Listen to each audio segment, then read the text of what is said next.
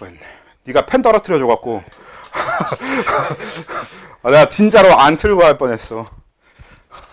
아이고야. 야, 아무튼 그래서 사실 지금 이 생명 자 아무튼 그래서 생명체의 기본 단위를 얘기하면 그냥 세포라고 얘기하면 되잖아. 그러면 결국 여기서 신경계 얘기를 하려고 해도 신경계의 기본 단위도 세포일 테니까 그럼 무슨 세포라고 부르면 되는 거겠고. 예, 그쵸. 신경세포라고 부르면 되는 거겠고. 그리고 아마 여러분들이 다 알고 있을 텐데 신경세포의 다른 명칭 뭡니까? 그쵸. 신경세포는 뉴런이라는 명칭을 가지고 있습니다. 그래서 이제 그 뉴런에 대한 이야기부터 시작을 하는 거지. 그래서 아마 보편적으로 여러분들이 알고 있는 그 뉴런의 형태가 어떻게 생겼을 거냐면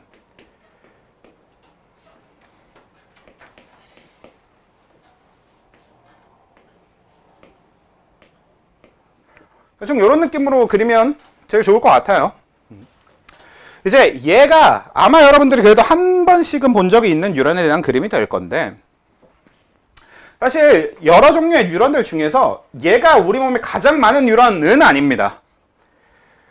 얘는 사실 얘보다 훨씬 많은 뉴런 쪽이 있긴 있는데 그거는 좀 여러 가지를 동시에 설명하기는 좀 어려워서 뉴런에 대한 보편적인 이것저것 설명을 다 하기에 제일 좋은 뉴런을 하나 갖다 놓고 그래서 이 뉴런에 대한 얘기를 해야 되는데 그래서 이 뉴런의 기능을 얘기하기 전에 잠깐 아무리 우리가 1, 2단원을 스킵할 거여도 1, 2단원에서 필요한 내용을 잠깐 꺼내와서 설명은 좀 하고 시작해보도록 할 거예요. 그 중에서 자 살아있는 세포라면 반드시 해야 되는 것에 대해서 좀 먼저 얘기를 해보고 갑시다. 분열. 너무 좋아. 너무 좋아. 너무 좋아. 분열. 근데 분열 얘기는 좀 이따 해볼게요. 여기다 안 적고. 그럼 분열 말고. 그쵸. 이게 사실 제일 핵심이 될 건데 호흡. 근데 좀 더 정확하게 뭐라고 표현해야 맞아요? 세포가 하는 호흡은? 네, 세포호흡이라고 표현해야 맞아요. 그래서 아무튼 이제 이 호흡은 되게 중요해. 그래서 호흡 이야기를 먼저 해보면 원래 이제 거시적인 관점에서 좀 크게 봤을 때 사람이 하는 호흡이라고 하는 거는 우리가 산소를 마시는 과정이잖아요. 그렇죠? 산소를 마시고 이산화탄소를 내뱉는 과정. 근데 그렇게 우리가 마신 산소를 가져다가 세포가 그 산소를 가져다가 뭘 해요? 그 공기를 운반. 그쵸? 공기를 운반하는 것 자체는 세포의 기능은 아니고 물론 이제 운반하는 세포가 따로 있죠. 적혈구라고 하는. 근데 운반해서 가져왔어. 그러면 그걸 가지고 산소를 가지고 뭘 할 거냐인데 네, 에너지를 얻어요. 이건 되게 좋아. 당연히 적어야 되는 부분이고 당연히 되게 중요한데 그래서 에너지 얻기 위해서 산소를 이용해서 뭘 합니까? 산소를 이용해서 뭘 해서 에너지를 얻는 거예요. 세포호흡은?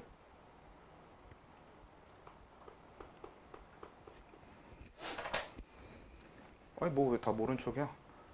포도당을 분해하죠. 이런 기본적인 얘기. 그러니까 원래 우리가 얘기하는 세포호흡이라고 하는 건 포도당을 분해해. 사실 산소는 세포호흡의 재료라고 보기는 좀 어렵고요. 포도당을 분해하기 위한 도구라고 보면 됩니다. 사실 모든 생명체는 포도당을 분해한다라고 하는 똑같은 과정을 갖고 있는데 그 과정에서 산소를 쓰냐 안 쓰냐를 가지고 우리가 뭐 산소호흡, 무산소호흡 이렇게 나누는 거잖아요. 그치? 그래서 그 중에 사람은 주로 산소를 이용해서 포도당을 분해하는 산소호흡을 이용하는 거고 그래서 이 산소는 일종의 도구입니다. 도구. 포도당을 좀 더 잘게 뜯어버릴 수 있게 해주는 도구. 그래서 그 산소를 이용해서 포도당을 분해를 할 거고 에너지를 얻을 겁니다. 근데 이 포도당이 분해됐을 때 나오는 에너지의 한 70%에서 80% 정도는 바로 열에너지로 나가버려요. 그래서 우리는 실제 그 세포호흡을 통해서 만들어진 에너지 중에서 우리가 생명활동에 사용하게 되는 에너지는 그 20%만 사용할 수 있는 거거든요. 근데 이게 좀 당연한 게 사실 왜 80%나 열에너지로 버리겠어? 필요가 없어. 아니에요. 열이 많이 나서. 그게 제일 중요하니까. 버리는 열의 양이 제일 중요해요. 왜? 사람은 뭐가 유지가 돼야 돼? 체온 유지가 제일 중요하니까. 체온이 결국 바뀌면 체온이 크게 틀어지면 사람은 죽기 때문에 그래서 이제 그걸 막기 위해서 그냥 80% 정도를 그냥 열로 방출해 버립니다. 체온을 유지하기 위해. 그리고 나머지 20%만 이제 요걸 생명활동에 사용하게 되는데, 근데 이 세포호흡은 살아있는 세포라면 다 해야 돼. 그래서 이게 단순하게 우리가 이걸 이해해 볼 수 있는 것 중에 뭐가 있냐면, 살아있는 세포는 다 하는 게 세포호흡인데 그러면 열 에너지가 많이 나온대. 그 얘기는 곧 뭐야? 세포가 많은 사람, 즉 뚱뚱한 사람일수록 더위가 많을 수밖에 없는 거죠. 몸에서 열이 많이 발생할 수밖에 없는 거죠. 이런 거랑 연결이 되는 거란 말이야. 그래서 그게 세포호흡은 항상 살아있는 세포는 다 해야 된다라는 얘기랑, 또 세포호흡 말고, 분열은 이따 얘기할 거니까 이 두 가지 말고 또 이 두 번째 거는 바로 맞추는 경우는 좀 드물긴 하던데, 그래도 한번 고민해 봅시다. 물질 교환 좋은데, 물질 교환은 넣진 않을게요. 당연히 물질 교환은 되게 중요한 과정이지만 그건 빼놓고, 왜냐면 물질 교환은 물질 대사의 측면은 아니니까.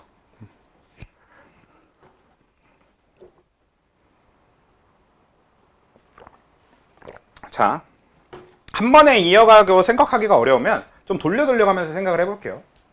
방금 제가 이제 물질 대사라는 단어를 얘기를 했는데, 일단 세포호흡을 포함한 이런 생명체 내에서 일어나는 어떤 화학적 작용들을 전반을 다 물질 대사라고 부르죠. 그렇죠? 그리고 생명체 안에서 일어나는 이 물질 대사라고 하는 건 뭐가 필요해요? 꼭? 에너지는 당연히 필요하죠. 효소. 네, 그렇죠. 효소 되게 중요하지. 효소가 중요해요. 아마 요 내용까지는 1학년 때 했었던 걸로 아는데, 그치? 1학년에 다 나왔던 걸로 기억합니다. 동화작용, 이하작용 하면서. 그래서 이 살아있는 세포 안에서는 물질 대사가 일어나야 되고, 거기엔 효소가 꼭 필요하다. 이게 되게 중요한 부분인데, 근데 이거 한 가지가, 그러면 모든 물질 대사에는 전부 다 효소가 필요할까요? 네, 맞습니다. 실제로 효소가 필요하지 않은 물질 대사는 없어요. 모든 물질 대사에는 무조건 다 효소가 필요해요. 사실 방금 제가 한 말은 구라입니다. 사실 이게 팩트 체크를 하면 거짓말이 되는데, 근데 적어도 우리가 생명과학 1에선 그렇게 생각하고 할 거예요. 그러니까 생원에서는 그냥 모든 물질 대사에는 다 효소가 필요해로 갑니다. 그러니까 사실 이 얘기를 왜 하냐면, 어디서 선생님 제가 찾아보니까 막 효소 없이도 물질 대사 하던데요, 이런 거 찾아갖고 반박하지 말라고.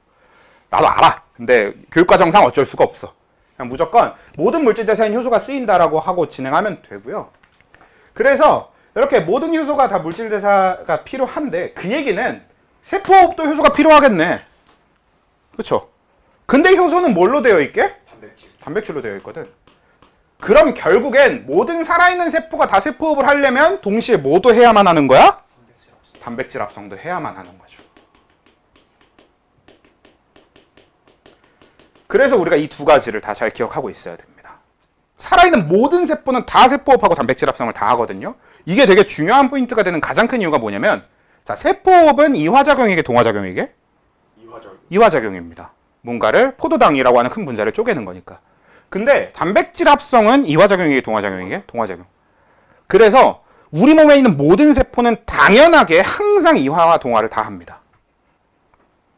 요게 여러분들 이제 우리는 그 나중에 정리한다고 했지만, 2단원의 문제들 보면은 그런 것들 질문하거든요. 막 우리 소화는 이화작용이잖아요.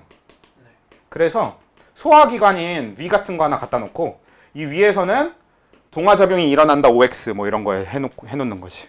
그러면 위는 소화기관인데 소화하니까 이화지 뭐 이러고 띡 그었다가는 틀리는 거죠.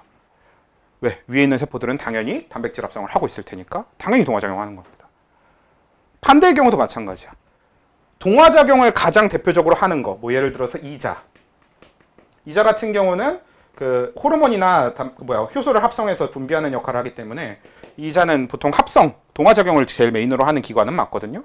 그래서 이자 이런 거 갖다 놓고, 췌장이라고도 하죠. 그래서 이자를 갖다 놓고, 얘는 이화작용을 한다 안 한다 이렇게 물어보면, 아무리 얘가 동화를 메인으로 하는 기관이어도 이화는 해야 됩니다. 왜? 세포호흡 해야 되니까. 그런 것들 때문에 한번 꼭 중요하게 짚고 가야 되고, 또 어차피 우린 지금 뉴런 얘기하는 거니까 뉴런도 세포니까 당연히 이런 것들을 해야 됩니다. 그래서 정리를 하고 가는 건데, 근데 왜 분열은 따로 빼놨냐면, 자, 이 분열에 대해서 얘기할 게 있는데, 자, 세포를 우리가 생명과학적으로 세포를 나누는 기준이야 되게 여러 가지가 있을 건데, 그 중에서 우리가 지금 정리해 볼 게 뭐가 있냐면, 미분화 세포랑 분화 세포라는 걸 잠깐 정리를 해볼 거예요. 이거는 말 그대로 분화라고 하는 세포의 어떤 과정 중에 하나거든요. 근데 미분화 세포는 사실 생원에서 나오는 개념은 아닙니다. 근데 분화라는 개념은 나오기 때문에 이렇게 정리를 할게요. 근데 사실 미분화 세포는 여러분들한테 좀 생소할 수는 있는데 그 미분화 세포를 부르는 다른 표현은 좀 여러분들이 들어본 적이 있을 수도 있거든. 다른 이름이 뭐냐면 줄기세포예요. 스템셀이라고 하는. 그래서 미분화 세포랑 줄기세포는 완전히 동일한 말이나 다름없는데 이게 어떤 개념이냐면 그러니까 사람으로 따지면 미분화 세포가 여러분이고 분화 세포가 나 이런 느낌인 거지. 그러니까 이쪽은 미성년자 세포, 어린 세포들이고요.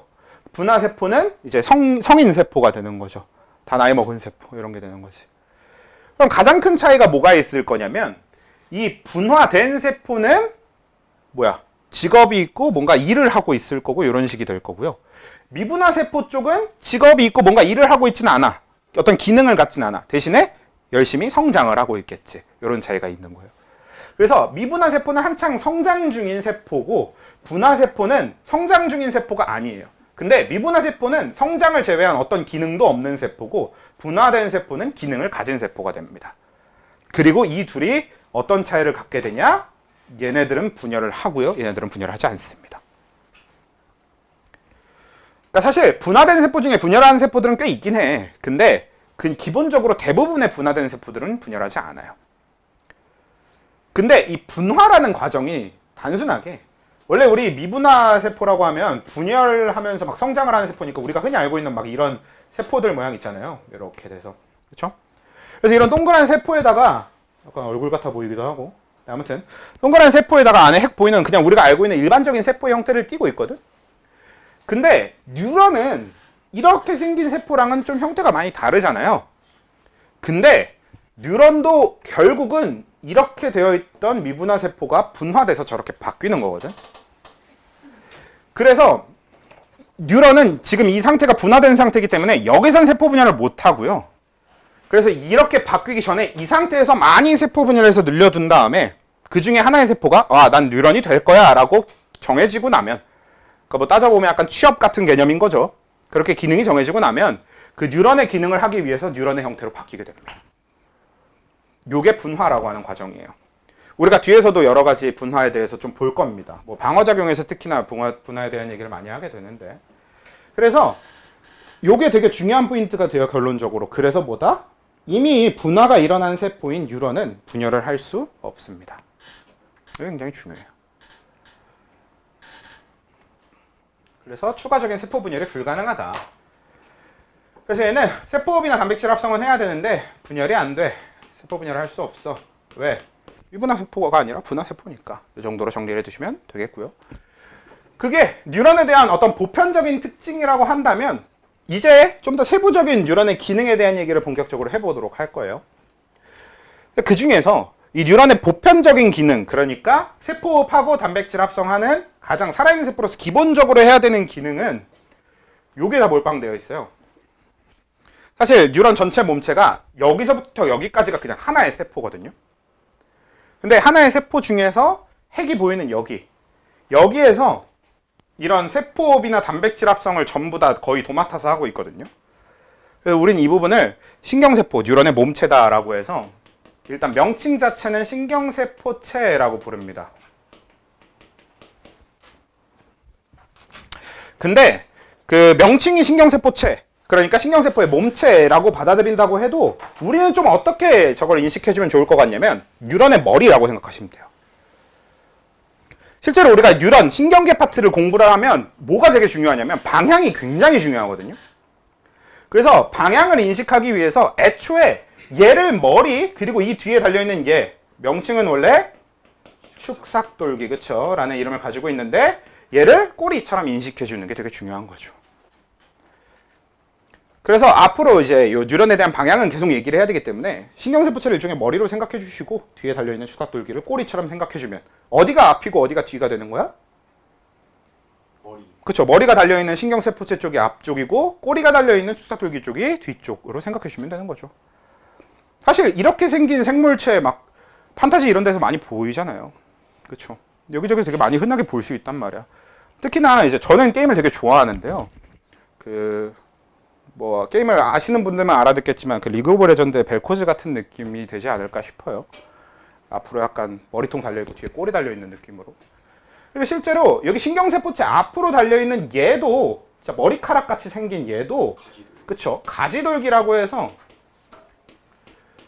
얘도 앞쪽으로서의 기능을 정확하게 가질 거기 때문에 그래서 요렇게 그냥 구조를 방향으로 꼭 기억해 주시는 게 좋을 것 같고요. 그 중에서 이 신경세포체에 대한 얘기를 좀 더 해보면 아이 목 아파.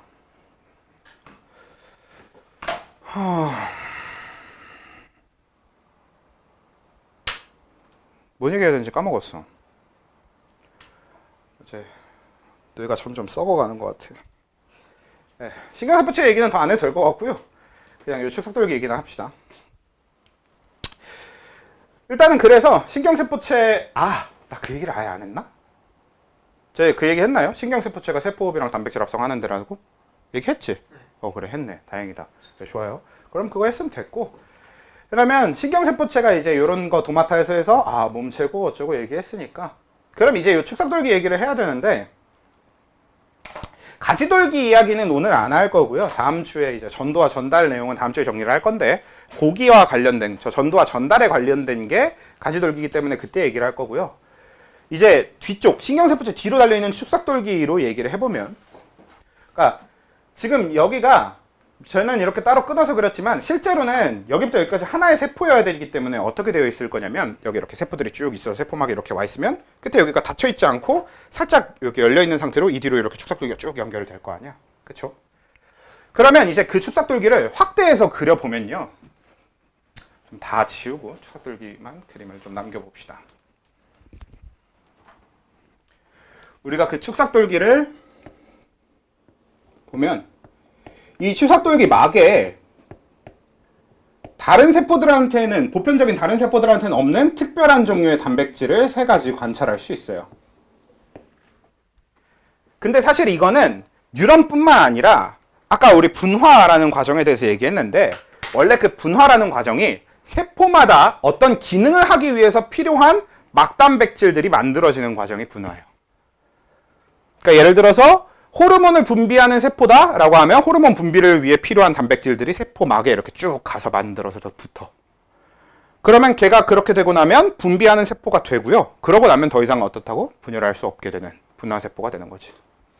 뉴런도 마찬가지로 이 뉴런으로서 기능하기 위해서 막단백질들이 만들어지면 걔가 이렇게 막에 와서 붙을 건데 그러면서 아까 그 형태를 띠게 되는 건데 단백질 명칭을 하나씩 일단 적어보면 얘는 나트륨 통로, 얘는 칼륨 통로, 얘는 나트륨 칼륨 펌프라는 이름을 가지고 있습니다. 좀 더 정확한 명칭은 사실 원래 소듐 캐널, 포타슘 캐널 이렇게 부르는데 아무튼 기본적으로 우리 이렇게 쓰니까 여기서 이 둘은 명칭이 통로인 만큼 나트륨에 대한 통로냐 칼륨에 대한 통로냐의 차이만 있을 뿐이지 하는 기능 자체는 비슷하거든요. 근데 애초에 우리 통로란 이름만 가지고 보면 기능이 뭐예요? 그냥 통로가 뭐야? 길. 그쵸? 그냥 길이야. 그래서 나트륨 진화단이라고 있는 길하고 칼륨 진화단이라고 있는 그냥 길 끝입니다. 근데 저 길이 왜 필요하냐면 그런 단백질로 된 길이 왜 필요하냐면 나트륨하고 칼륨은 원래 세포막을 통과할 수 없어요. 이게 죄송해요. 제가 지금 여기 건조한 데서 계속 수업을 하고 있다 보니까 목이 자꾸 말라가지고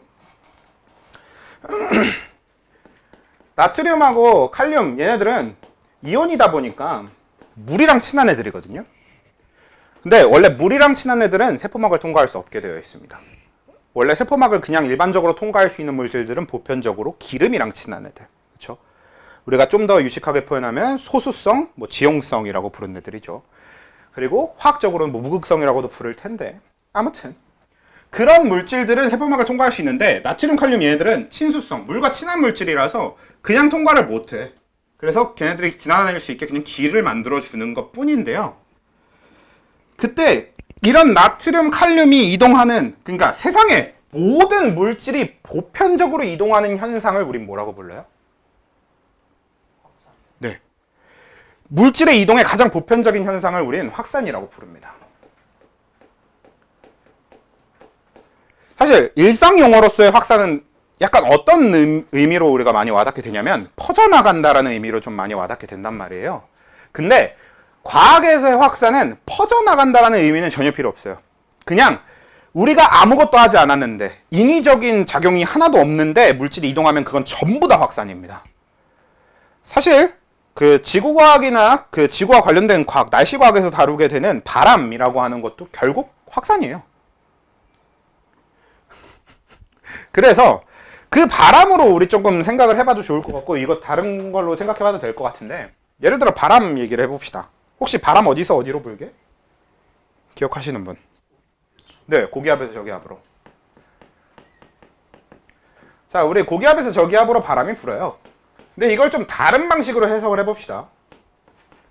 자, 고기압이 무슨 뜻이게?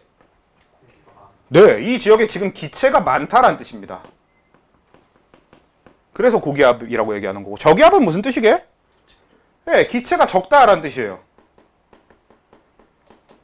그러니까 여긴 기체가 많고 여기가 기체가 적으니까 기체가 많은 데서 적은 대로 어떻게 되는 거야? 이동하는 거죠. 되게 단순하지. 그걸 우리가 느끼는 걸 뭐라고 느끼는 거예요? 바람으로 느끼는 거지.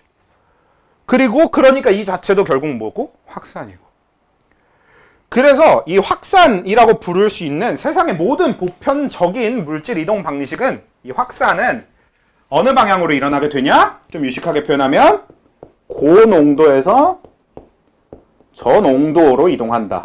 그냥 단순하게 표현하면 그냥 많은 데서 적은 데로 이동하는 거죠. 그게 확산의 가장 기본적인 틀이고, 아까 얘기한 것처럼 얘가 뭐라고? 정말 당연히 일어나는 겁니다. 굉장히 지극히 자연적인 현상입니다.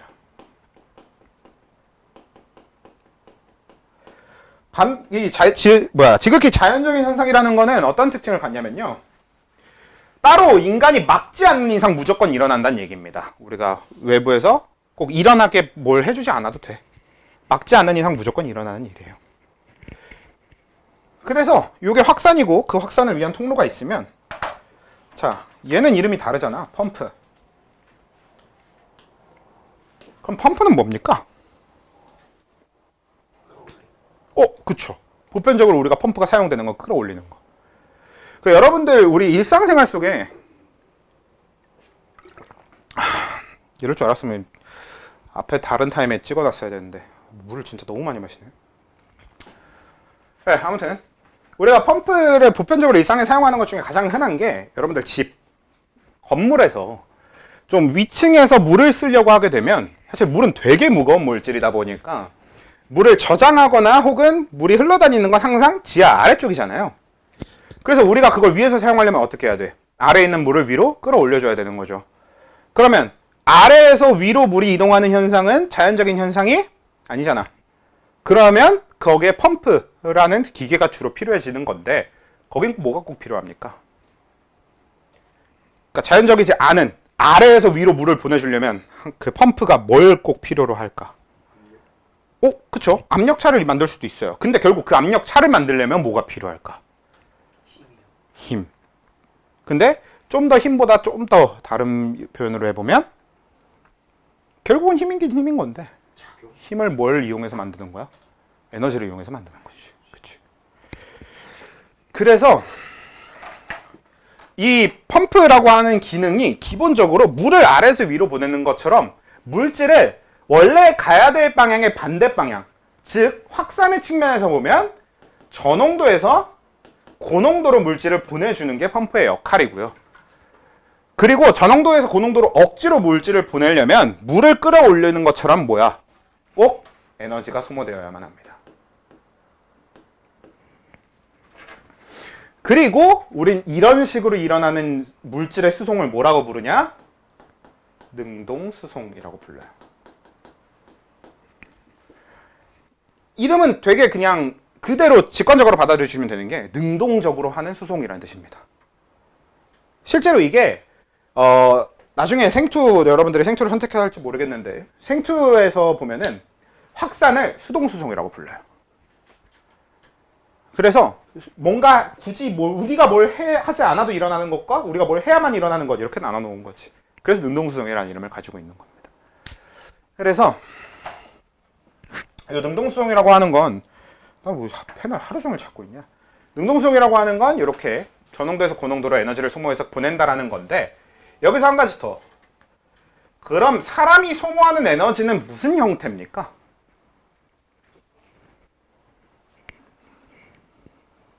무슨 형태일까요? 뭐 여러분들이 앞에서 배웠던 좀 에너지의 형태 구분을 기준으로 얘기해보면 화학 에너지이긴 할 겁니다. 근데 그거보다는 좀 더 구체적인 얘기를 해보자는 거예요. 아마 익숙하진 않을 수도 있어요. 이거는 아예 모를 수도 있고. ATP? 그래요. ATP죠. ATP라고 하는 건 정확하게는 어떤 개념이라고 보시면 되냐면 아까 우리 세포업을 얘기를 했을 때 세포업이라고 하는 과정이 포도당을 분해하는 과정이라고 얘기했잖아요. 그리고 거기서 나오는 에너지의 80%는 열에너지로 방출되면서 체온 유지에 쓰이고 그 중에 이 20%를 생명활동에 이제 사용할 텐데 이건 정확한 건 아닌데 대충 이렇습니다.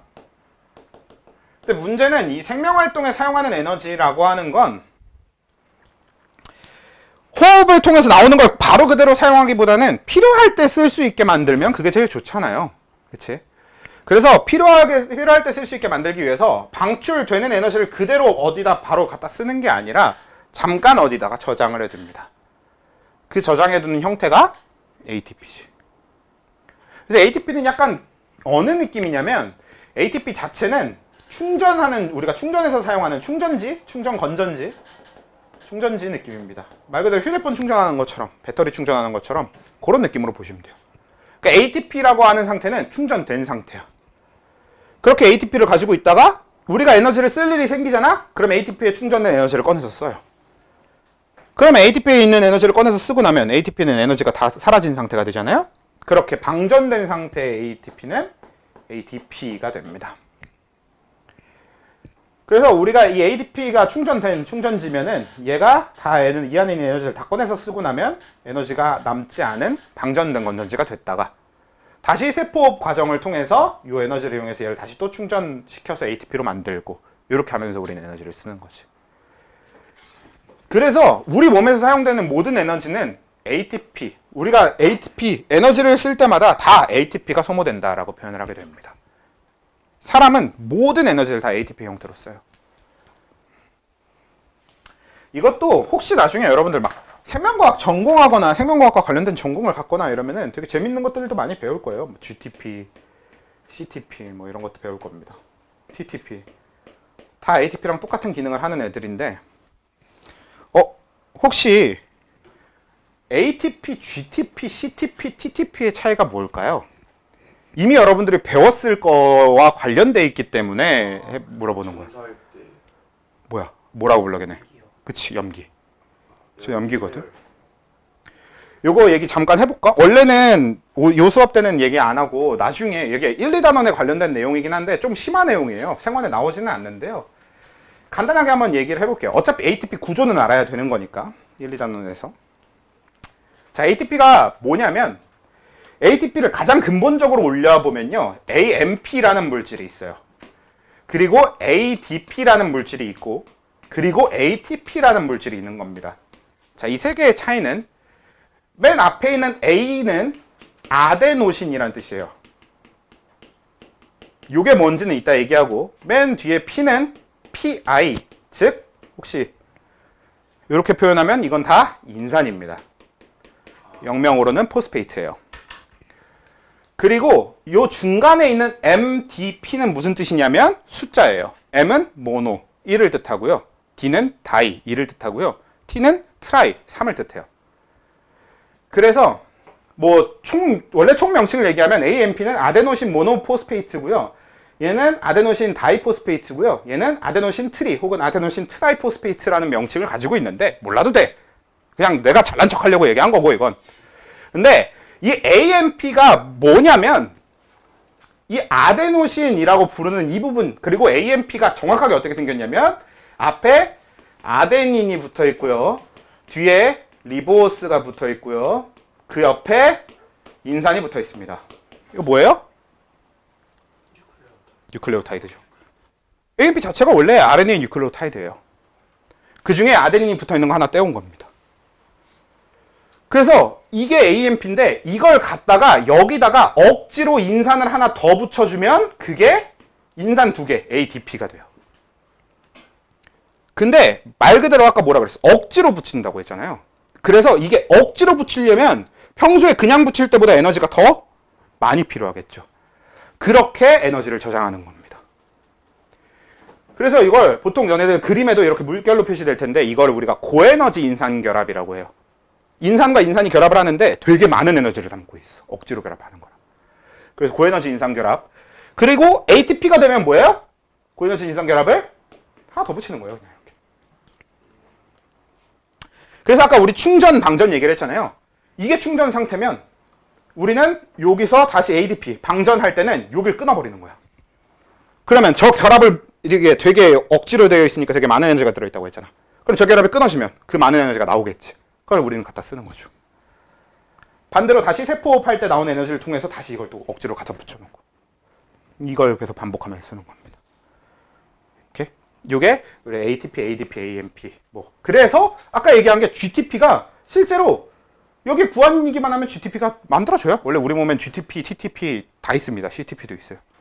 요게 구안인이면 쓰고 요게 사이토신이면 뭐 CTP가 되는 거고 제가 기억하기로는 TTP인지 UTP인지 정확하게 모르겠어요. 근데 아무튼 있습니다. 그것도. 그렇고요.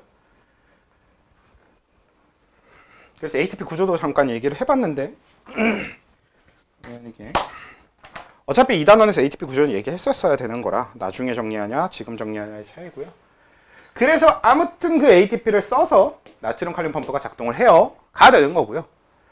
근데 사실 이 세 개의 단백질을 기능만 놓고 나열해보면 얘네들이 같이 있다는 것 자체가 굉장히 이상한 뻘짓 아닙니까? 하나는 억지로 저농도에서 고농도로 물질을 퍼나르는 역할을 하는데 나머지 둘은 뭐야? 그냥 고농도에서 저농도로 물질이 이동하는 길이 되죠. 그러면 저 상태로 그냥 냅두면 뭐가 돼요? 한 명이 억지로 계속 ATP 써갖고 이동시켜봤자 걔네들이 알아서 통로를 통해서 그냥 들어와 버리거나 나가 버리거나 할 거 아니에요. 그러면 아무 의미가 없잖아. 그래서 지금 이게 축삭돌기 내부의 상태라고 했는데 축삭돌기 막에 있는 이 단백질들의 이런 일이라고 했는데 그럼 우리 평소에 뉴런은 어떻게 되어 있냐면요. 이 단백질들이 각각 나트륨 칼륨 펌프는 작동을 하겠고 이 상태에서 나트륨 통로와 칼륨 통로를 닫아둡니다.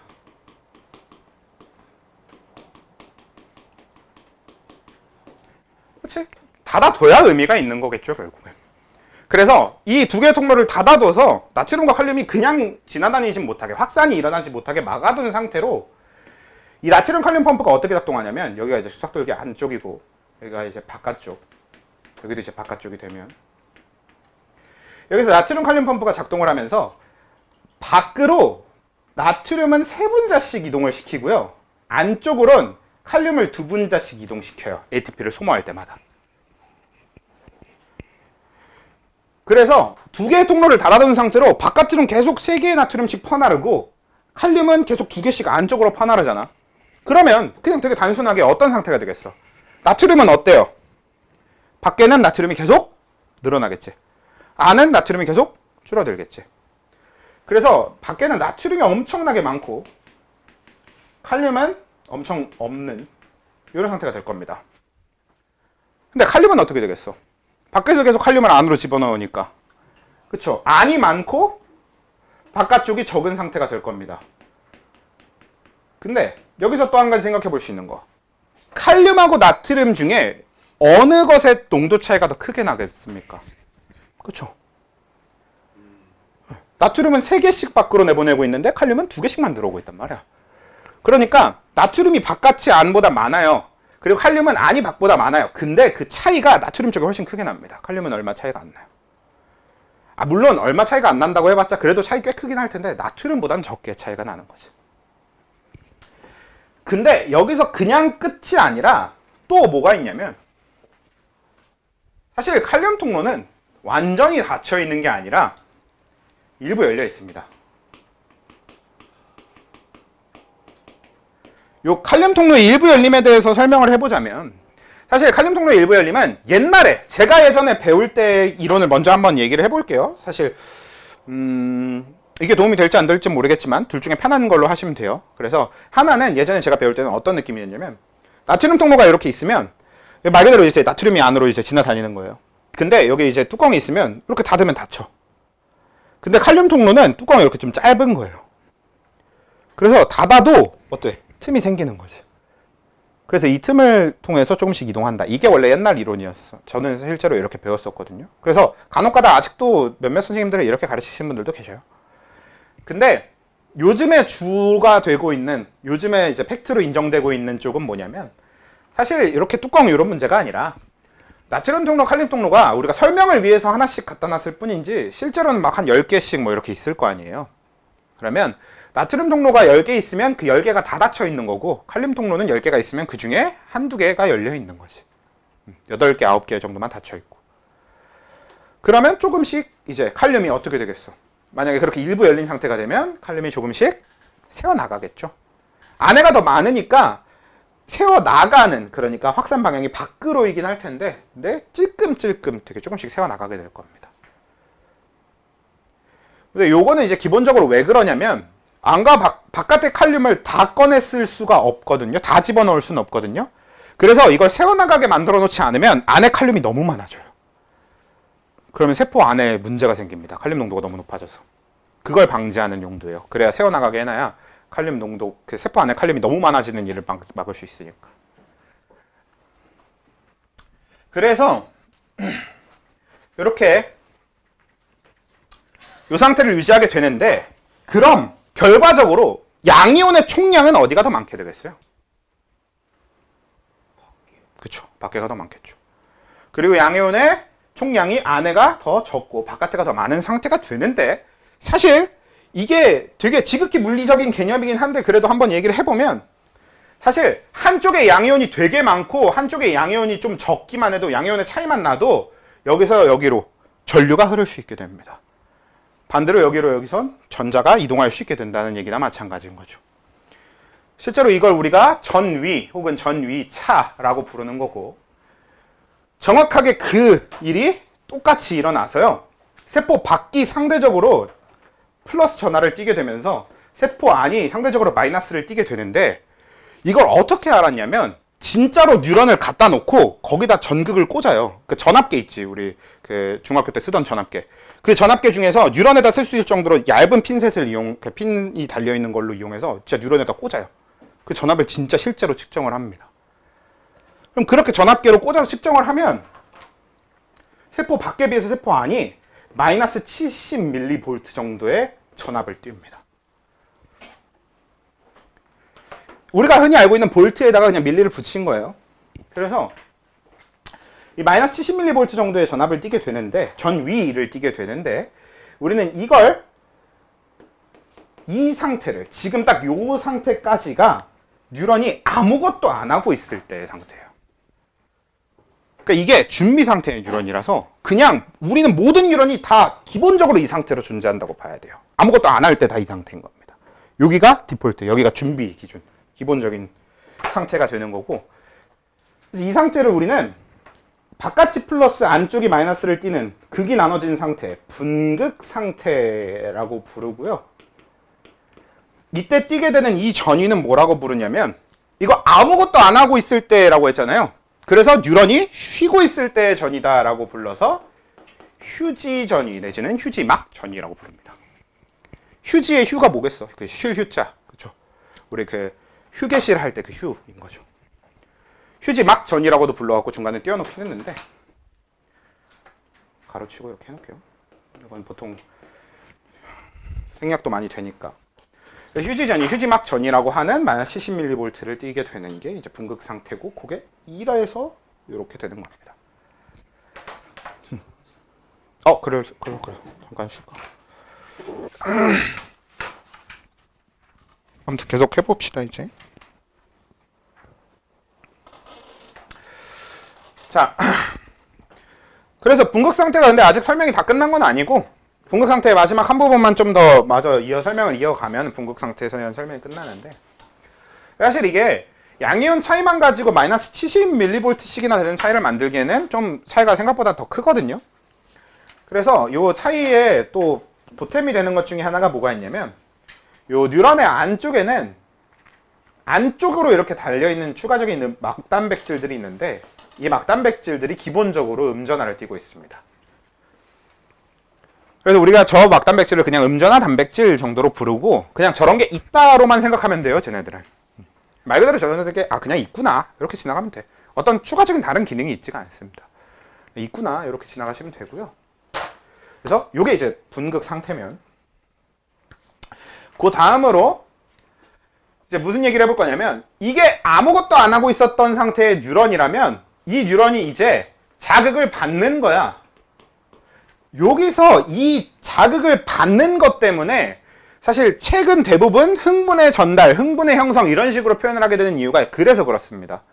왜냐면 저는 이제 그냥 자극의 전달이 좀 더 익숙해. 사실 내가 배울 때는 그냥 그렇게 배웠었거든요. 그래서 그렇게 익숙한데, 이게 자극을 둘 다 자극이라고 써버리면 뉴런이 만드는 것도 자극이고 외부에서 오는 것도 자극이면 너희들이 헷갈려 하니까. 사실 이거 둘은 구별해줘야 되거든요. 외부에서 자극이 오는 것과 뉴런이 만들어낸 신호, 이 두 가지는 구별이 되어야 되는데, 옛날에는 그 신호까지도 자극이라고 했었던 거고, 지금은 그게 여러분이 안 헷갈리게 만들려고 그 신호를 흥분이라는 표현으로 바꿔서 하는 겁니다. 근데 저는 아무리 해도 흥분이라는 표현이 입에 너무 안 붙어서요, 그냥 자극이라고 계속 얘기를 하려고 하는데, 앞으로 좀 인식하고 그냥 신호라는 식으로 좀 표현을 해볼까도 해요. 그러니까 좀 차이도 병행하면서 할 테니까 여러분들 할 때 좀 잘 구별하면서 들어주시면 좋겠고, 만약 구별이 잘 안 된다 싶으면 물어봐. 그래서 아무튼 이렇게 외부 자극이 왔을 때, 그럼 이제 이 뉴런에서 무슨 일이 벌어지게 되냐면요, 외부 자극을 받아들였을 때 어떤 일이 벌어지게 되냐면, 다른 거에 변화는 전혀 없어요. 특히나 요것도 되게 중요한데, 나트륨 칼륨 펌프는 작동을 멈추지 않습니다. 요걸 조금 디테일하게 생각을 해보면, 이 나트륨 칼륨 펌프가 옛날에는 막 미친 듯이 싸웠었어. 나트륨 칼륨 펌프가 작동을 멈춘다라고 얘기했던 시절도 있었고요. 아니다, 나트륨 칼륨 펌프는 절대로 작동을 멈추지 않는다라는 시절도 있었어요. 심지어 어떤 시절도 있었냐면, 나트륨 칼륨 펌프가 작동을 한다, 작동을 절대 멈추지 않는다와 작동을 멈춘다라는 두 파가 나뉘어서 싸우고 있었어가지고 교과서도 그 두 개가 따로 나오던 시기도 있었습니다. 그러니까 어떤 출판사의 교과서는 작동을 멈추는 걸로 나오고, 어떤 출판사의 교과서들은 막 작동을 계속 하는 걸로 나오는 거야. 근데 지금은 다 작동을 멈추지 않는다로 통일되어 있습니다. 근데 이게 왜 작동을 멈추지 않느냐면, 나트륨 칼륨 펌프 작동이 되게 단순하게 ATP가 공급되면 무조건 작동되게 되어 있어요. 근데 ATP는 아까 뭐에서 만들어지는 거야? 세포호흡에서 만들어지지. 근데 세포호흡은, 살아있는 세포는 무조건 해야 되지. 즉, 뉴런이 죽지 않는 이상 펌프가 멈출 일은 없겠죠. 그치? 뉴런이 살아있으면 세포호흡을 계속할 거고, 세포호흡을 계속할 거면 ATP는 계속 만들어질 거고, ATP가 계속 만들어지면 당연히 펌프는 작동하는 거지. 그래서 기본적으로 펌프는 항상 작동하는 걸로 보는 거고, 그래서 펌프는 변화가 없을 거니까 따로 얘기할 건 없고, 칼륨 통로도 이 일부 열린 상태를 그대로 유지하기 때문에 얘기할 건 없고, 딱 하나, 나트륨 통로가 닫힙니다. 우리가 애초에 이 짓거리를, 이때 이 나트륨 통로가 닫히는 게 아니라 열립니다. 이때 이 나트륨 통로를 열기 위해서 이 짓거리를 해놓은 거예요. 우리가 흔히 억지로 펌프 같은 걸 이용해서 한쪽의 농도가 한쪽의 농도보다 더 높게, 반대쪽의 농도보다 더 높게 설정해 두는 걸 농도 기울기를 형성한다라고 하거든요. 그러니까 예를 들면 수력 발전이랑 똑같은 거지. 우리 수력 발전 같은 거 할 때 어떻게 해? 이쪽에 물을 이렇게 댐을 닫아갖고 물의 높이가 이만큼 올라가게 만들고, 여기에 물이 이렇게 낮아지게 만들어서 물의 높이 차이를 만드는 거잖아. 그러다가 필요할 때 댐을 열어서 방류해서 이 물이 가면서 그걸 우리가 그걸로 전기를 발전하는 형태인 거잖아요. 똑같아. 이렇게 나트륨을 바깥으로 보내놓음으로써 바깥에 나트륨이 훨씬 많고 안쪽에 나트륨이 적게 만들어서 필요할 때 통로를 열어서 나트륨이 이동하게 만들려는 게 기본적인 목적이에요. 그래서 이게 나트륨 펌프, 농도 기울기라고 하는 걸 형성한 이유가 되고요. 그때 이 나트륨 통로가 열리게 되면 이제 뭐가 일어나겠어? 나트륨의 확산이 일어나는 거지. 그리고 그 확산의 방향은 농도 기울기를 따라서 일어나게 될 텐데, 그럼 어디서 어디로 가야 되는 겁니까? 그렇죠. 세포 밖에서 안으로 확산되는 거지. 그럼 얘가 세포 밖에서 안으로 막 확산이 되면서 내부의 양이온의 수가 점점 늘어나겠죠. 그래서 이 과정이 어떻게 일어나냐면, 얘가 그래프를 그려보면 원래 쉬고 있던 상태, 휴지 전위를 띄고 있는 붕극 상태의 뉴런이 마이너스 70mV 정도를 띄고 그냥 계속 가다가 자극을 받게 되면 요 나트륨 통로가 열려서 나트륨이 안으로 들어오면서 전위가 이렇게 진짜 올라가요. 아까 우리 전압계 꽂아서 확인할 수 있다고 했잖아요. 진짜 전압계 꽂아놓고 실험을 하면 이렇게 돼. 그래서 쭉 올라가다가 얘가 아예 안쪽이 플러스가 될 때까지 올라갑니다. 그러니까 전하의 역전이 아예 일어나 버리는 거야. 안에가 마이너스고 밖에가 플러스였어야 되는데 양이온이 안으로 들어오다 보니까 오히려 반대로, 칼륨은 애초에 원래 안에가 더 많았잖아. 그러니까 나트륨이 좀만 들어와도 안에 양이온이 더 많은 상태를 만들기는 쉬워요. 그래서 안쪽이 플러스, 바깥쪽이 마이너스로 완전히 이 전하가 뒤집힐 때까지, 플러스와 마이너스가 서로 뒤집힐 때까지 올라가게 되고요. 그렇다고 계속 올라가는 건 아니고 어느 일정 정도 높이에 도달하면 멈추게 됩니다. 그래서 우리가 이 현상 자체가 우리가 흔히 얘기하는 그 신경의 신호가 되는 거예요. 이 자체가 그냥 신호야. 그래서 이 현상을 탈분극이라고 부르고요. 우리가 신호라고 부르게 되는 이 전위를 활동전위라고 부릅니다. 그리고 이 활동전위는 보편적으로 플러스 30mV 정도가 돼요. 근데 이 활동전위도 좀 특이한 점이 있다면, 이 활동전위는 사실 사람마다 달라요. 어떤 사람은 플러스 30mV가 활동전위의 정상값인 사람이 있고요. 어떤 사람은 뭐 35, 어떤 사람은 40. 그래서 보편적으로 30에서 40 정도의 정상 범위를 갖고 있거든요. 그래서 32여도 돼. 뭐 38인 사람도 있어. 39인 사람도 있고. 그래서 30에서 40 사이의 수치를 다 사람마다 갖고 있다 보니까 어떤 책은 30을 쓰고요. 어떤 책은 40을 써요. 어떤 책은 아예 그래서 30에서 40이라고 표기를 하고요. 어떤 책은 평균값인 35를 씁니다. 그래서 이것도 교과서마다 좀 다를 거예요. 근데 제가 적은 30은 수특 기준. 그러니까 수특이나 수능 기준으로는 플러스 30을 씁니다. 그래서 우리가 일단 이렇게 기억을 해두시면 되겠고요. 근데 왼쪽이 그냥 일반적인 상태. 그치. 저게 일반적인 상태였지. 그치. 자극을 받으면 이런 변화가 일어난다는 거죠. 실제로 그래프로 이렇게 올라가는 걸 확인할 수 있다는 거죠. 자극을 받으면. 뉴런에서.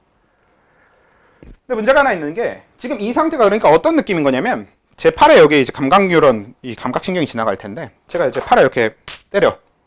그러면 여기 자극이 도착했을 거 아니야. 자극이 들어갔을 거 아니야. 그럼 여기 있는 뉴런에서 이 일이 일어나는 거지. 근데 문제가 하나 더 있어. 그러면 이렇게 해서 뉴런을 썼으면 그 뉴런 버릴 거예요? 안 되잖아. 이 뉴런을 다시 써야 되겠지. 그러니까 뭐도 해야 되겠어? 그치, 다시 돌아와야 되겠죠. 이제 다시 돌아오는 과정을 볼 건데, 명칭은 간단해. 다시 원래대로 재분극, 분극이 된다고 해서 재분극이라고 부를 건데, 얘는 이제 어떻게 하냐면 다시 나트륨 통로를 닫아요. 그리고 이제 칼륨 통로를 완전히 열어버립니다. 근데 이게 사실 나트륨 통로만 닫아놓으면 원래 시간이 지나면 천천히 원래대로 돌아가긴 해요. 왜냐면 이 모든 일이 펌프의 작동으로 일어나는 거라서 그냥 시간만 있으면 원래대로 돌아가거든. 근데 문제가 다음 자극이 되게 빨리 와버리면 그 다음 자극이 오기 전까지 빨리 얘들이 원상복구를 해놔야 될 거 아니야. 그래서 지금 이 재분극은 어떤 걸 위해서 하는 거냐면, 원래대로 돌아가는 건 좀 힘들어. 칼륨 농도가 원래 차이 나는 만큼, 그리고 나트륨 농도도 원래 차이 나는 만큼 다시 만들 수는 없을 거예요. 나트륨이 밖에서 안으로 들어와 버렸으니까. 그러면 그건 힘들더라도 플러스 마이너스였던 게 뒤집혀서 마이너스 플러스로 바뀌었잖아. 이것만 일단 어떻게든 재정상으로 돌려놓으려는 거죠. 다시 바깥에가 플러스가 만들게, 안쪽이 다시 마이너스가 되게 하는 거고, 그러기 위해서 칼륨 통로를 열어서 칼륨을 내보냅니다. 그러면 이제 어떻게 돼? 다시 안쪽의 양이온수가 줄어들겠지. 그러면서 마이너스가 되는 거죠. 그래서 안에가 마이너스, 바깥에가 플러스를 칼륨 통로를 열어서 하는 거고, 이것도 그럼 이걸로 일어나는 일은 칼륨의 확산이겠죠? 확산 방향은 어디서 어디? 안에서 밖으로가 되는 거겠고. 그리고 얘는 따로 전혀 얘기할 게 없어요. 왜? 이 재분극은 다시 마이너스 70mV로 돌아가는 과정인 거니까. 그래서 그래프를 보면요. 탈분극이 일어나고 나면 여기 플러스 30mV 활동전이 찍히고 나면 다시 얘가 천천히 내려가서 이렇게 원래 마이너스 70mV 정도로 돌아갑니다. 오케이. 실제로 이 그래프가 우리한테 되게 중요한 그래프가 돼요. 그리고 이게 기본적인 분극, 탈분극, 재분극, 그러니까 신호, 흥분, 자극이라고 하는 게 형성되는 과정이 되는 거예요. 오케이? 이 중에서 정확하게 우리가 신호라고 부를 수 있는 부분은 딱 이 활동전입니다. 활동전이. 그러니까 활동전이가 만들어지면 신호인 거고, 그 외에 나머지 부분들은 그 신호를 만들기 위해서 준비 과정이 되는 거고, 자극을 받으면 그 신호가 만들어지는 거고, 그래서 다시 그 준비 과정으로 돌아가기 위한 과정이고, 이렇게 되는 거죠. 자, 근데 일단 사실 오늘 정리할 이론적인 건 여기서 끝이에요. 그래서 여러분들이 이걸 이제 잘 정리해 오시고 잘 공부해 오시면 되는데, 근데 부가적으로 설명할 것들이 아직 그래도 꽤 남았습니다. 그래서 그런 부가적인 이야기를 좀 몇 가지 더 해볼게요. 그러니까 요거와 관련된 이야기들을 좀 정리를 해볼 건데요. 일단 첫 번째로, 아까 활동전이 얘기를 하면서 사람마다 전이가 조금씩 다르다고 했잖아요. 근데 그러면 어떤 걸 한번 생각해 볼 필요가 있냐면, 만약에 제가 지금 이렇게 얘기를 하고 있잖아요. 그럼 여러분들 귀에서 지금 정확하게 귀에 있는 뉴런들이 이렇게 일하고 있을 거거든요. 귀에 있는 뉴런들이 제 소리를 받아들일 때 이렇게 받아들이고 있을 거예요. 근데 만약에 제가 갑자기 이렇게 얘기를 하기 시작하면, 그럼 여러분들의 귀의 뉴런은 어떻게 될까요? 집중. 네, 더 집중하게 되겠죠. 근데 그거 말고 우리가 뉴런의 측면에서 봤을 때 전위가 그럼 플러스 30mV보다 클까요? 작을까요?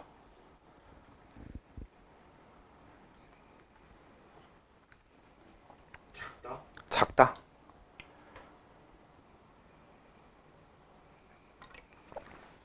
그렇죠. 작다. 보편적으로 그렇게 생각될 만하겠죠. 반대로 내가 이제 이렇게 평소에 얘기하고 있다가 갑자기 이렇게 얘기를 한다거나 하면, 그렇죠?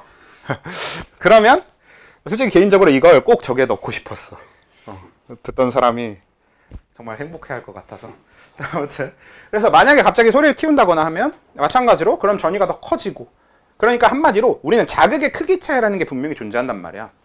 근데 제가 아까 분명히 뭐라고 말씀드렸냐면, 활동전이는 사람마다 차이가 있다고 말씀드렸잖아요. 그리고 사람마다 정해진 값을 벗어날 수는 없습니다. 즉 제가 이렇게 얘기를 하든 여러분들 귀에서 활동전이는 여러분들의 정해진 값이 계속 똑같이 나오고 있어요. 똑같이 형성됩니다. 그래서 활동전이는 변할 수가 없어요. 이게 사람마다 다른 것 뿐이지 그 사람한테 정해진 값대로 항상 늘 그 값이 나타나야 됩니다. 근데 그럼 한 가지 더 문제가 있지. 그렇다고 하더라도 분명히 우리는 그 소리의 크기 차이는 알고 있잖아요. 그치? 이게 꼭 소리가 아니라고 하더라도 누가 날 쳤어. 근데 이 때린 세기의 차이도 우린 다 알잖아요. 그럼 그 차이는 어떻게 구분할까? 외부에서 온 자극의 크기의 차이는 어떻게 구분할까? 활동 전이가 다른 게 아니면. 그렇죠. 횟수의 차이입니다. 만약에 제가 이렇게 작게 얘기를 하면요, 여러분들 귀에 있는 청각신경들에서는 단위 시간 동안 탈분극이 한 번씩만 계속 일어나는 거예요. 근데 제가 좀 더 이렇게 크게 얘기하고 있잖아? 그러면 같은 시간 동안 두 번, 세 번, 더 여러 번의 활동전이를 일으키는 거죠. 만약에 제가 더 크게 얘기하면 같은 시간 동안 더 여러 번의 활동전이를 일으키는 거죠. 이런 방식으로 자극의 크기를 결정합니다. 그래서 자극의 크기는 이게 되게 중요해. 활동전이의 횟수로 결정하는 것이지 활동전이의 크기가 변하는 건 절대로 아닙니다. 오케이? 이게 되게 중요해요. 그리고 그게 이제 첫 번째 주제였던 거고, 두 번째 또 어떤 주제가 있냐면요. 활동전이의 크기는 절대 변하지 않는다라는 점이랑, 그다음에 두 번째로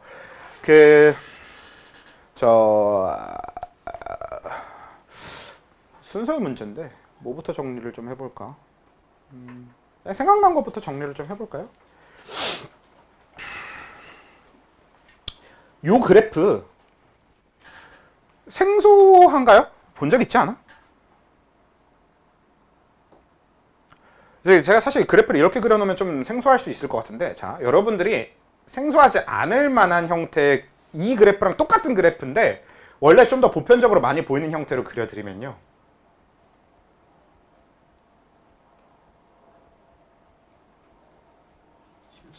맞아요. 이거예요. 여기에 이거 하나가 이겁니다. 탈분극, 재분극이에요. 그리고 심장박동이거든?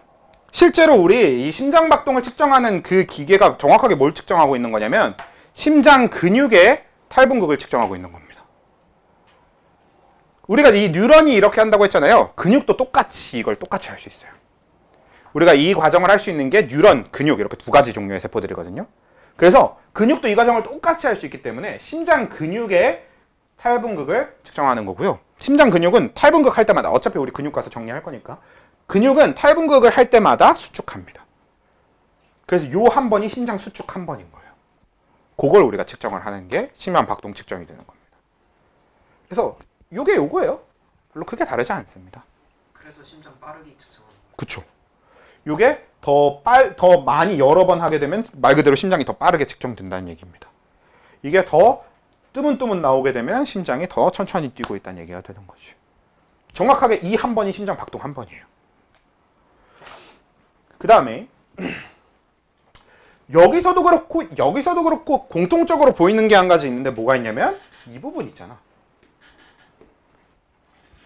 사실 재분극의 목적은 원래 전위로 되돌리는 게 목적이기 때문에 마이너스 70mV까지 만드는 게 목적이거든요. 근데 이 부분은 무슨 얘기냐면 마이너스 70mV를 지나쳐서 더 아래, 보통 이쪽의 전위는 마이너스 80이 됩니다.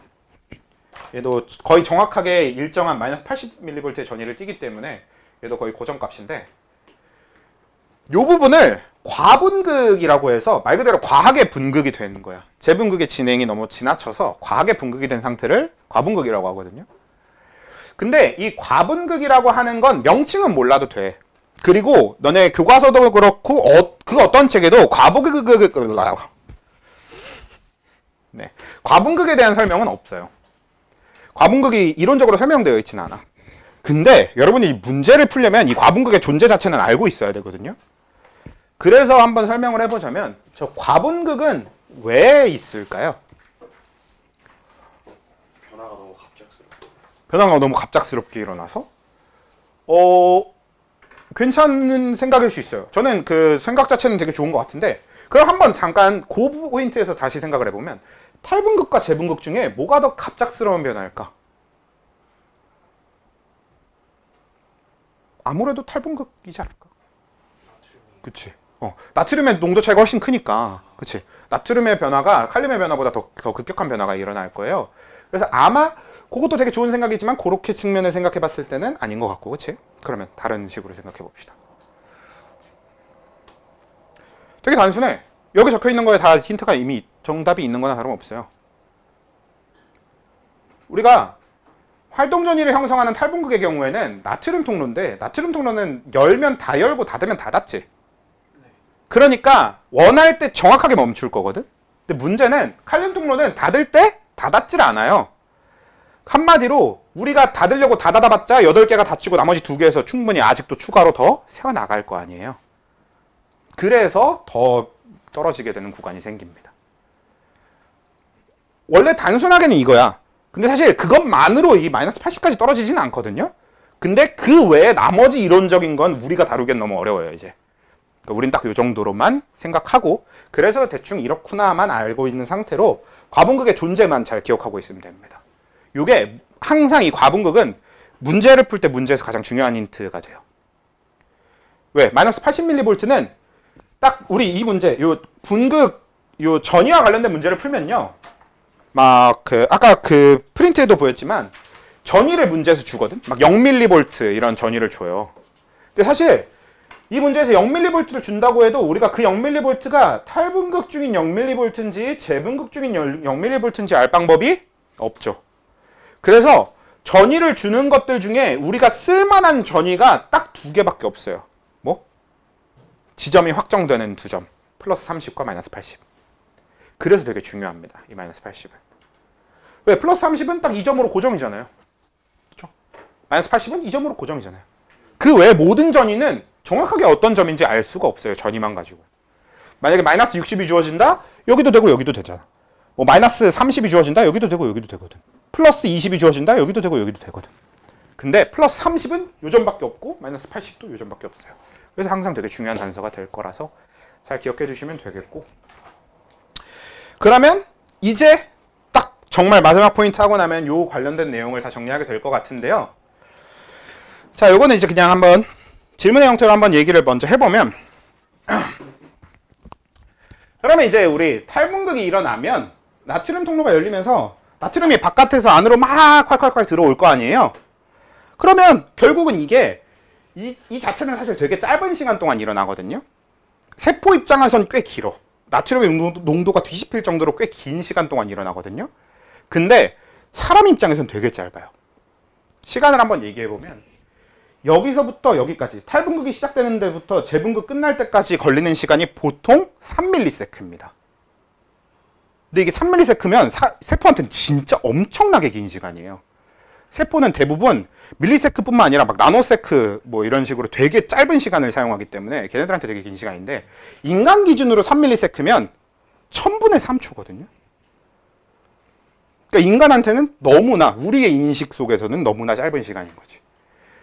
그래서 얘가 세포들은 이렇게 뒤집을 정도로 되게 길게 시간이 되는 것 같지만 인간 기준으로는 워낙에 짧게 일어나서 사실 우리가 볼 때는 나트륨 농도 차이가 별로 있는 것 같지도 않아요. 그러니까 얘네들은 뒤집힐 정도로 충분히 이동했다라고 하는데 우리 입장에서 나트륨이 막 엄청 극적으로 많이 들어오고 이렇게 되지는 않거든요.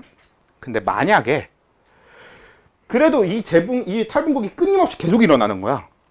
우리가 막 한 뉴런이 진짜 지속적으로 계속 활동 전이가 발생을 했어. 그래서 계속 일어나 탈분극이. 그러면 점점 나트륨이 계속 안으로 계속 들어올 거 아니에요. 그렇게 나트륨 통로가 열려서 나트륨이 이렇게 콸콸콸콸 들어오다 보면 결국엔 나중에는 나트륨이 안이 밖보다 많아지겠죠.